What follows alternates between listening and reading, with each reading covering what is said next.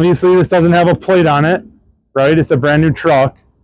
So if you're leasing a brand new truck, or you have a truck that's getting re-registered, they typically give you like the temporary permits.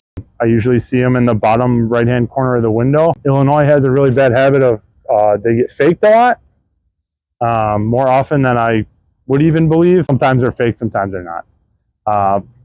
But in the absence of plates, there's got to be something for me to look at. So if I stop this truck with no plates on it and he has a temporary permit on there, okay, he's got a temporary permit.